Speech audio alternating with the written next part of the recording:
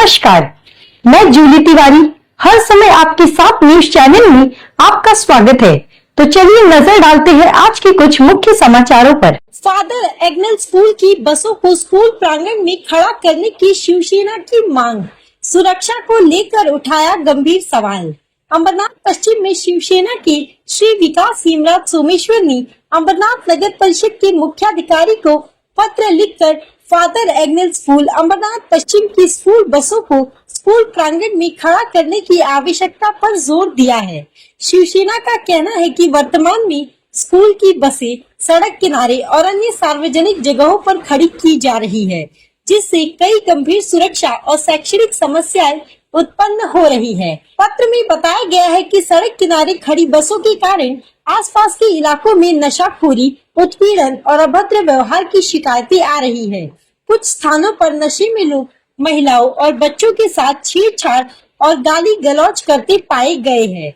शिवसेना ने चेतावनी दी है कि यदि इस स्थिति में कोई गंभीर घटना जैसे बलात्कार या अन्य हिंसा होती है तो जिम्मेदारी किसकी होगी। शिवसेना ने नगर प्रशासन से अनुरोध किया है कि स्कूल बसों को स्कूल प्रांगण या मैदान में खड़ा करने की अनुमति दी जाए, ताकि छात्रों की सुरक्षा सुनिश्चित हो और नागरिकों को भी न्याय और सुरक्षा मिल सके। इसके साथ ही पुलिस और संबंधित अधिकारियों को भी इस मामले में सहयोग करने की सलाह दी गई है। इस पत्र का फादर एग्नेल स्कूल के प्रिंसिपल और अंबरनाथ आरटीओ कार्यालय को भी भेजी गई है। इस कदम से न केवल बच्चों और नागरिकों की सुरक्षा बढ़ेगी, बल्कि अंबरनाथ पश्चिम के आसपास के क्षेत्रों में शांति और व्यवस्था को भी मजबूत किया जा सकेगा। आज फादर एग्नेल जे शाळा आहे, कोसगाव चिंचपाडा रोडवर जे शाळा आहे, त्या शाळेला एक निवेदन द्यायला आलो। ते त्याची जे बस आहेत 20-22 काही बसेस आहेत, ते बस ते लोक बाहेर इथं ते मैदान आहे कोसगावमध्ये दर्ग्यासमोर जे मैदान आहे त्या मैदानामध्ये ते बस पार्क करतात। आज अंबरनाथ शहरामध्ये एकही मैदान राहिलं नाही लहान मुलं खेळण्यासाठी। तर इथं जर त्यांनी बस पार्क केली तर लहान मुलांनी कुठं खेळायचं। जर इथं त्याला आपण बोललो की इथं नको लावतो, ते लोक जाऊन ते शंकर हाईटला लावतात किंवा ते चिंचपाडा खदाना रोडवर ते बस लावतात। म्हणजे हे लोक बस लावतात, या बसमध्ये रात्रीच्या वेळेस काही नशेडी लोक बसून दारू पितात, काही दुसरे प्रकारचे नशे करतात आणि या नशामध्ये एखाद्या महिलाचा त्यांनी जर छळ काढला, एखाद्या महिलावर काही अत्याचार झाला तर त्याची जबाबदारी नगरपालिका घेणार आहे का शाळा प्रशासन घेणार आहे का आरटीओने घेणार आहे। आज आपल्याकडे कुठेही लहान मुलांसाठी खेळण्यासाठी जागा नाहीये, पण एकमेव जागा इथं आहे। त्या जागेवरही ते लोक अनाधिकृतपणे नगरपालिकेची आरक्षित भूखंड जागा आहे ती, त्या आरक्षित भूखंडावर लोकांना खेळण्यासाठी ते लोकांनी जागा दिली, तर या लोकांनी अनाधिकृतपणे पार्किंग केलेली आहे। यावर ते नगरपालिका काही कारवाई करत नाही, तर लोकांनी खेळायचं कुठं।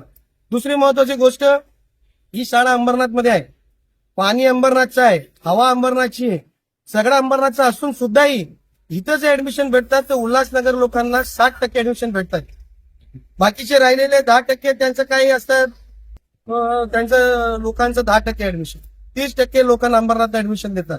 दुसरी गोष्ट, आज या शाळेमध्ये जे सिक्युरिटी गार्डचं जे टेंडर आहे तो टेंडर देखील ठाणेवाल्याला दिलंय, बसवाल्याचं टेंडर आहे तोही देखील ठाणेवाल्याला दिलंय। इव्हन जे साफसफाई कर्मचारी लोक आहेत ते टेंडर मुंबईवाल्याला दिलंय।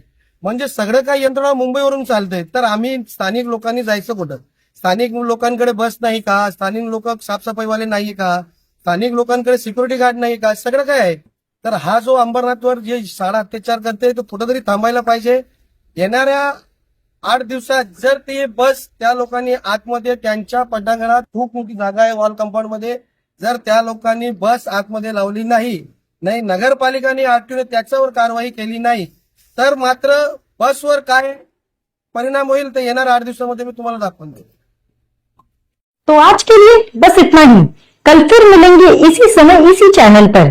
तब तक के लिए मुझे दीजिए इजाजत। धन्यवाद।